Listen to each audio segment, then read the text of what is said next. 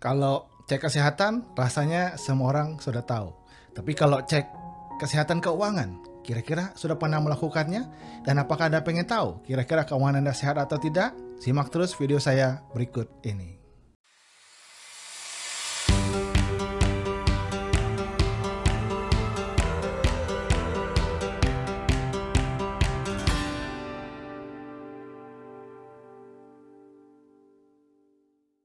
Hai teman sekalian, ketemu lagi dengan saya, Andreas Sartono, seorang Certified Financial Planner. Dan di video kali ini kita akan membahas topik tentang Simple Financial Check-up.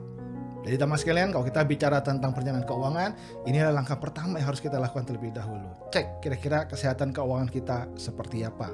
Dan saya akan jelaskan kepada Anda di video kali ini adalah yang Simple Financial Check-up. Jadi yang sederhana, yang gampang, yang kita bisa tahu kira-kira kita sehat atau tidak.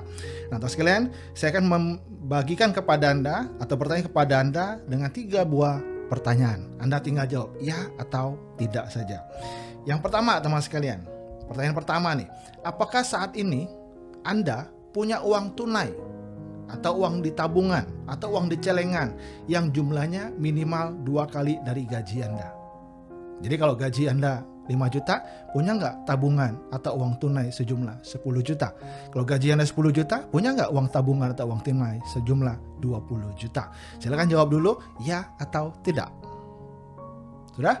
Oke, sekarang pertanyaan yang kedua teman sekalian.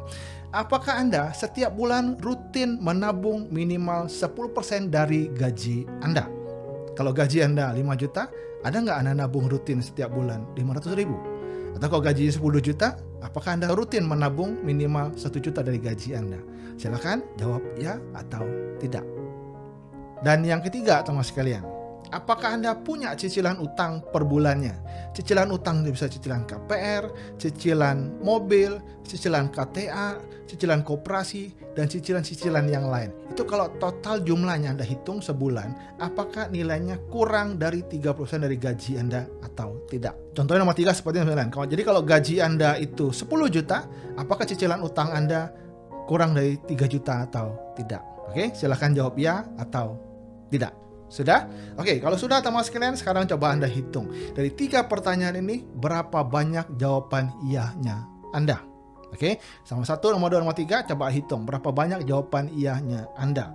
Kalau seandainya Anda berkata, Andreas, iya-nya saya ada 3. Artinya nomor 1 saya jawabnya iya, nomor 2 jawabnya iya, nomor 3 jawabnya iya. Artinya apa? Kalau Anda jawab 3-tiganya iya, selamat. Kondisi keuangan Anda saat ini masuk kategori sehat walafiat. Artinya apa teman sekalian? Anda punya tabungan lebih besar dari 2 kali gaji Anda, setiap bulan rutin nabung minimal 10%, dan yang ketiga teman sekalian, Anda punya cicilan utang kurang dari 30% dari gaji Anda. Kalau Anda memenuhi kriteria itu, maka sekali lagi Anda kondisi keuangannya sehat walafiat. Selamat untuk Anda. Nah, berikutnya yang lainnya, kalau Anda berkata, waduh, saya jawabannya nggak 3-tiganya iya, tapi ada yang berkata saya iya-nya cuma ada 2. Ada lagi yang berkata yang jawab iya-nya saya cuma 1.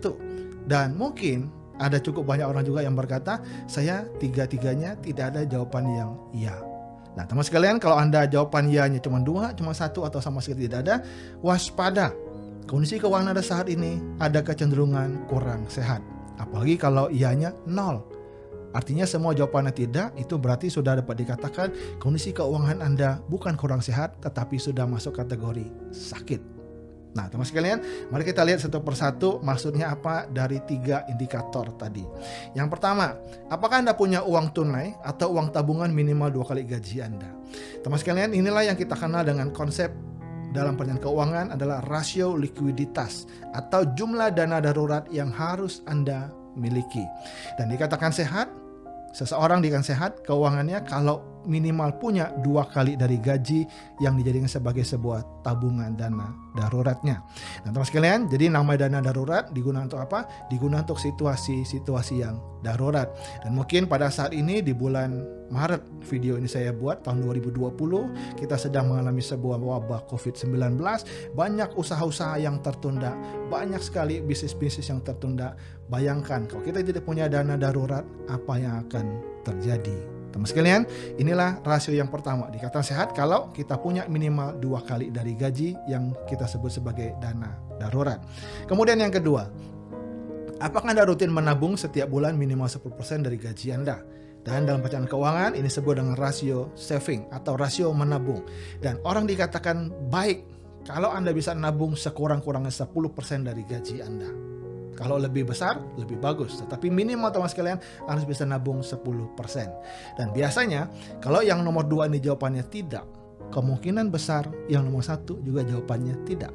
Jadi kalau kita tidak punya kebiasaan menabung, artinya uang setiap bulan selalu habis, ya kemungkinan dana darurat tabungan juga tidak ada.